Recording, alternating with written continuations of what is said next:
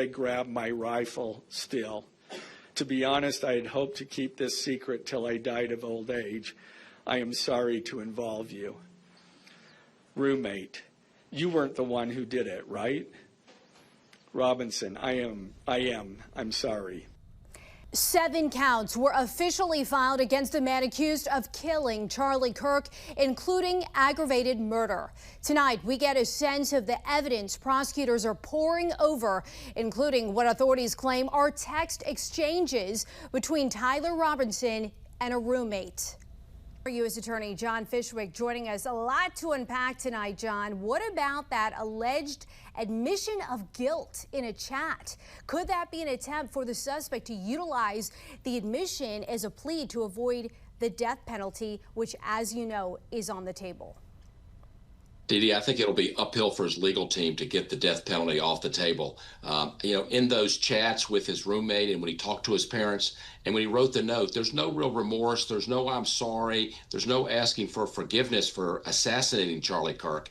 It's pretty clear he's just admitting to it. So I don't think that would garner much sympathy with the jury who's deciding whether he should get the death penalty or not. In fact, I think it may hurt his case and make it much more uphill for his legal team. That's interesting. Utah's governor and the president had been calling for the death penalty even before a suspect was identified. You remember the intense manhunt.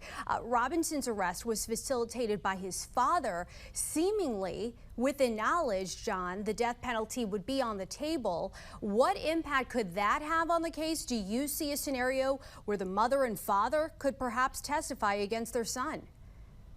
Didi, I fully expect them to testify at the trial. I'm sure it'll be very emotional testimony. I'm sure they didn't want to be put in this difficult position, but nonetheless, they were by their son. And so he told them he did it. He basically admitted it to them. They know that that gun is a family gun, and they'll be able to identify on the video, yes, that's our son. Who's up there on the roof, jumping off the roof and coming into the building. So I'm sure they don't want to testify, but they'll be subpoenaed. They'll have to tell the truth. And I fully expect them to be very emotional, very impactful testimony at the trial. Admitting to guilt in messages, in chats, does that hold the same weight? Does that count in the same way a suspect admitting guilt in front of prosecutors, in front of law enforcement?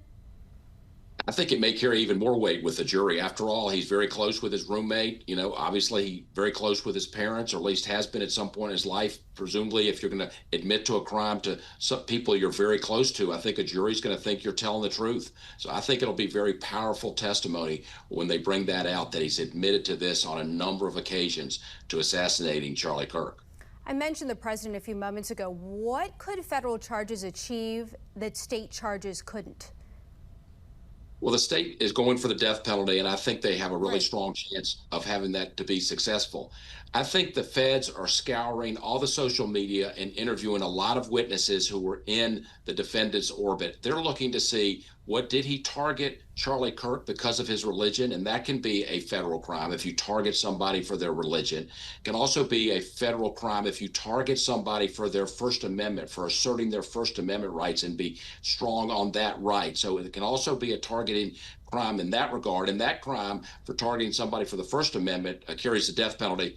I think they're also looking, like the Maggione case, did this defendant track and stalk Charlie Kirk, and that can be a federal crime as well. So I think they're combing all of his social media, interviewing many witnesses, but I fully expect the feds to bring charges against him. This is a very serious case that obviously impacted DOJ and the president in a big way, so I fully expect them to bring charges. And it is to be seen if there are more suspects. The DA, I remember saying earlier that law enforcement is following up with any potential leads, so we'll see on that. Former U.S. Attorney John Fishwick, as always, thank you for your time. Thank you.